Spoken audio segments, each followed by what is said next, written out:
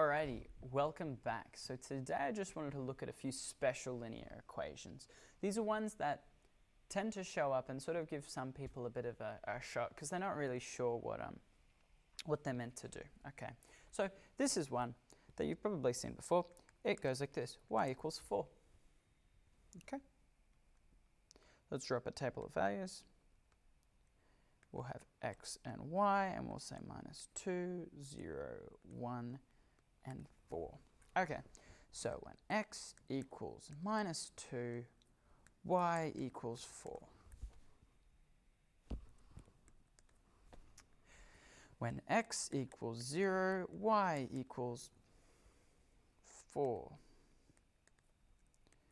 When x equals 1, y equals 4. When x equals 4, y equals 4. Bit of a boring one, but I'll give you one to do anyway. Y equals minus 3. Fill in this table for me.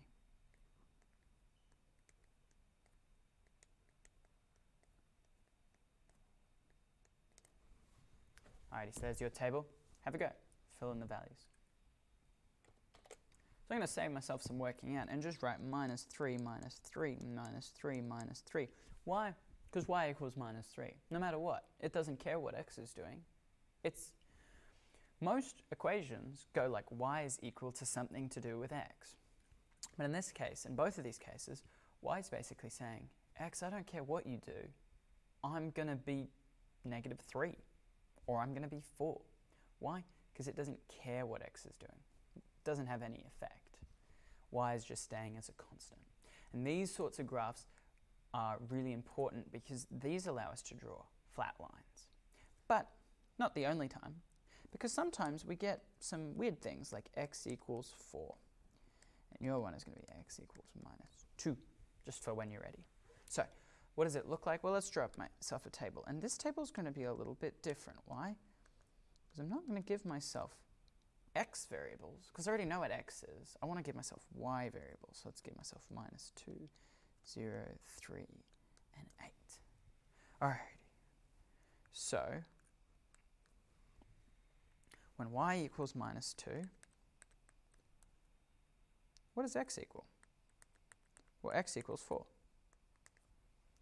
Well, when y equals 0, x equals 4. When y equals 3, x equals 4.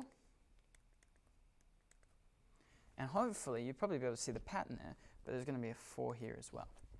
Because in the same way that in the previous examples, y didn't depend on x. Y didn't change no matter what x did.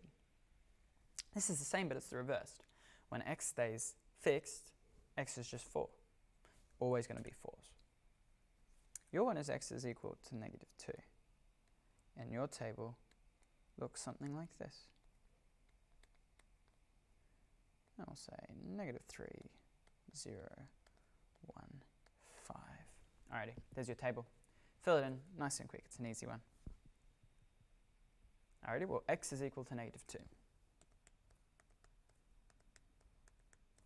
Super exciting. Alrighty, quick little bonus lesson. Over and out.